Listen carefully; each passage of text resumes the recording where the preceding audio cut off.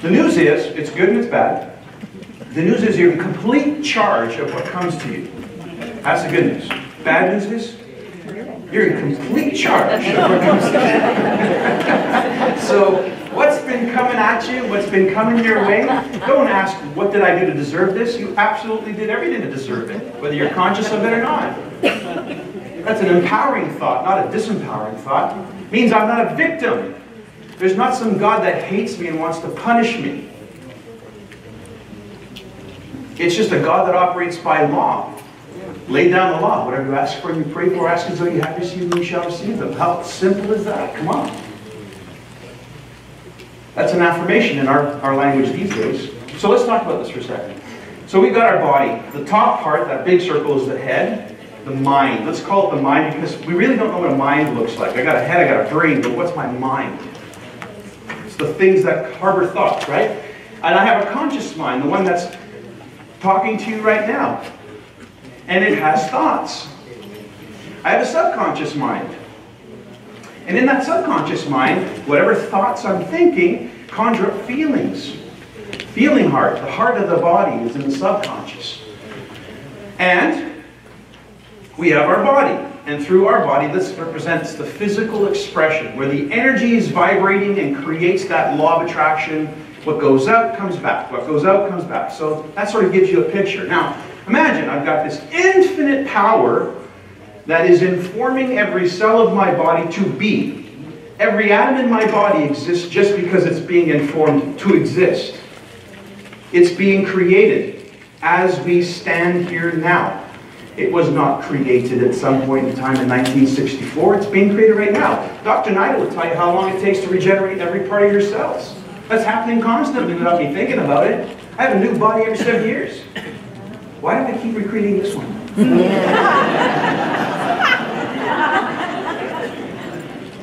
This power comes in, and through our imagination, we can do something. We can create a thought that doesn't even exist in our known reality. I'll give you an example. I want you to imagine, actually don't imagine on stage there's this big pink elephant right in front of you. Now, how many of you actually saw, for a split second, a pink elephant? Your imagination is profound. Has anyone ever actually seen a pink elephant on planet Earth? No. You can see things that don't even exist in reality. And imagine those things, including a version of yourself that you haven't yet seen physically, or in front of the mirror, or in the way of the results of your life. There's a version of you that's already a royal diamond. You want to meet that person someday? You better get in alignment. Yeah. Not in line, in alignment. Yeah. So what does that look like? Well, whatever we imagine and we hold in the subconscious expresses itself. And when we were a kid and we didn't think much, we just expressed whatever we were feeling, we produced results. Sometimes they were good, sometimes not so bad. Then we ate from the tree of knowledge, the fruit of the tree of knowledge, right? We ate from that tree and all of a sudden we know something. I'm a nobody. I know something. What do you know? You know the limitations of the mind of man. That's all you know. You absolutely only know the limiting beliefs of the entire species of the human race. That's all you've gained, is access to that information. What about what you don't know? How much grander is that? What can you imagine? So, let's do that. Let's imagine you set a goal. It's a good idea. That's why there's a plus sign. Let's say your idea is Royal Diamond. Is that a good idea? Yes. Would you not be a better person as a Royal Diamond? Yes. Would you not have made a bigger difference and impact as a Royal Diamond? Yes. Would you not be an influence in a meaningful way as a Royal Diamond? Yes. All of that, what that conjures up, is worthwhile? Is it worthwhile of you? Yes. Yes. Is it worth finding a few and helping them learn about this and polish that off and become that shining diamond? Yeah, it's a good idea. So we put that idea in our head today. It's a good idea, let's put it in our thought. Let's walk around thinking, I'm a Royal Diamond, I'm a Royal Diamond, I'm a Royal Diamond, I'm a Royal Diamond, right? We're getting that feeling. We're getting that. If I sat here right now and I spent the next 10 or 15 minutes and put you into a state like Tony Robbins would do, He'd have you so excited you'd be levitating. I mean, he would get you so into the thing that you're thinking of, Royal Diamond, that your energy would be so high and so intense that you might actually get a sense of really what it feels like. That's that feeling that goes in here. But if you don't hold it here, what happens? You know, you step back outside, all of a sudden somebody cuts you off in traffic, and all that starts to fade away, and then you fall back into your regular routine, your norm. Well, we have our senses, our 5 senses, through which we interpret information. So this infinite power comes into my being. We have our 5 senses that pick up that information. We have these thoughts, but what has those 5 senses been picking up over the years? We see a lot of negative symbols in there. What have those 5 senses been telling us over the years? That we are capable or we are incapable? That we're powerful beyond belief or that we're limited? What have those senses been giving us as information? We look around, we see people die, we see people age. I guess that means I die and I age. So we take that information, it goes into the subconscious mind, and when we were a kid, before we could even process a thought and decide whether we agree with it or disagree with it, we just took it in. So you could have been a little kid eating tablum, and your parents had a fight at the table over money. And all of a sudden, that thought and idea about money is in that subconscious. It's in there, and you're not even aware of it because you weren't thinking that. You were just taking that information in. And now, you talk about money, and you don't know why it's not coming your way. I mean, I work hard at this, and I try, and so forth, and I just don't understand. Of course you don't understand. What else is in there that you don't understand that's working against you? Boy, you know, if we spent all day long, I bet you we could come up with an amazing list of things that have been holding you back. And then you'd have to go to maybe psychiatry for about 15 or 20 years and try to take one of those things apart, you know? We don't have time for that. We got to get on with the business of moving into action and getting some results. So what we want to do is we want to learn how to bypass this process. And we were taught this lesson many, many years ago. We don't have to use a psychotherapy process to get you clean or anything like that. It can happen in an instant. What does it take? Let me tell you a little bit about faith. And I'm not talking faith in a religious sense, although it's absolutely the same thing. Faith means I don't need to know how something's going to happen. And I don't even need to believe that it's going to happen, because how many beliefs do I have that it's not going to happen? Working against me. If I don't need to know how it's going to happen, and I don't even need to believe it's going to happen, but I completely commit, faithfully commit to the outcome, and I act as if someone is faithfully committed to the outcome, then the law is the law. It doesn't distinguish one person from another. It's not a moral law. It's not about morality. It's simply cause, effect.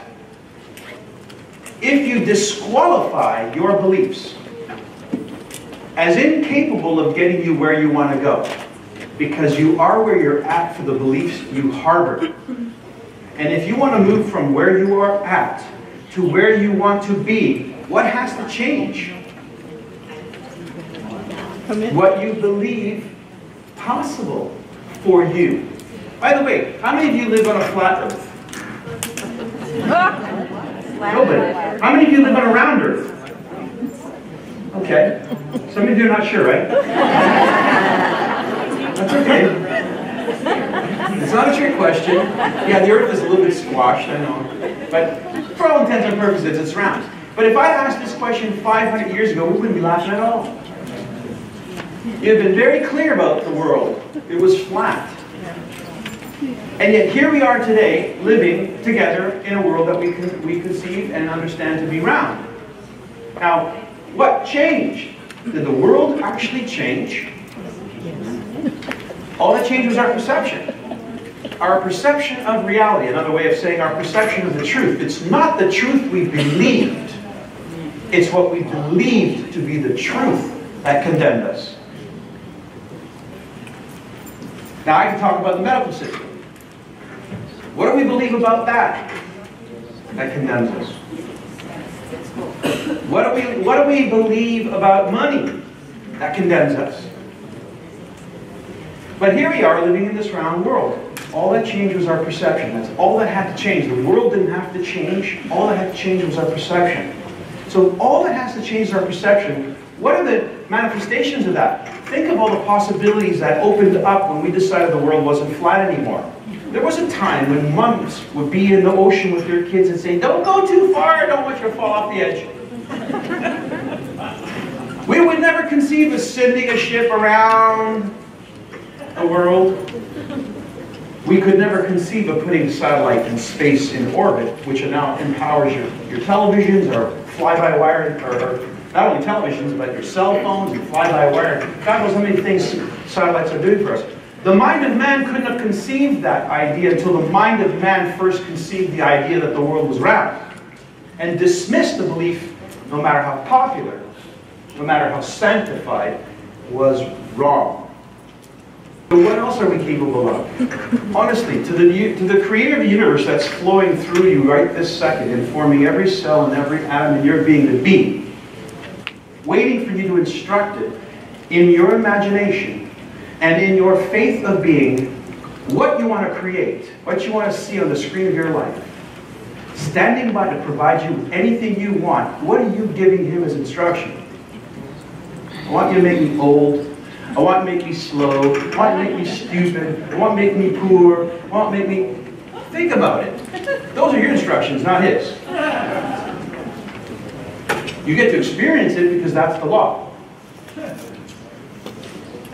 So all we need to get better at is controlling what we're thinking, what we feel about what we're thinking, and how we can move that feeling into something that matters and not something that negates, is to move into the feeling of faith. What does that feel like? When somebody has faith, what does it actually feel like to have faith? Peace. What would your physical posture be if you actually were a person of faith? You'd be invincible. You would be capable of anything and everything. The way you would stand, your physical body language itself, the energy emanating from you would speak to every plant and every animal and every star and every human being on the planet all at the same time. Who you are being at this very moment is speaking. Who we are being collectively at this very moment is speaking. Now I think we got to raise our voice if we want to see 2, 3, 4, 5, 10 times as many people in this room next year. We have to raise our voice. What does it mean to raise your voice? This will happen automatically when this happens. When you grow into alignment with a better version of yourself, when you stop believing in this version and start believing and accepting this version, knowing that there is a law at work that doesn't care how you feel about the law. Doesn't care. It doesn't care, oh, but I'm a good person. Why did it make me fall? Doesn't care about that nonsense. It's a law. Operate according to the law. The law says pretty straightforward. Whatever you ask for, ask as though you have received it. Live here, not here. Oh, I hope someday that's going to be me. You can't do that. Hope is weak. Faith is the only power. Because faith moves you into the spirit of who you are now. Hope is this thing, I hope someday. Hope is out here. Hope. Faith is I am. I am. And what is attitude? When your thoughts, your feelings, and your actions are all saying the same thing. I'm a man in motion. Amazing what, try this. You go up to the mall, it's a lot of people busy, especially on the weekend. And it's hard to get from anywhere, so many people trying to get from. Try this. and watch as the parting of the sea.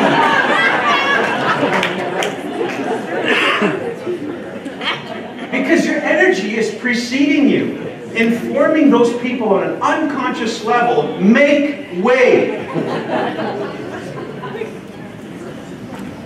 Powerful, powerful stuff. So, be faithful.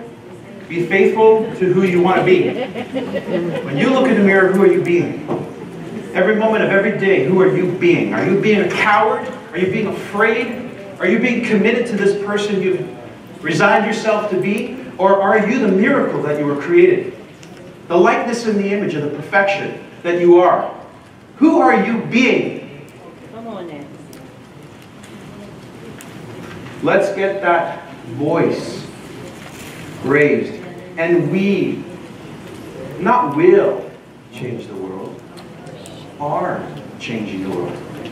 Have a great lunch.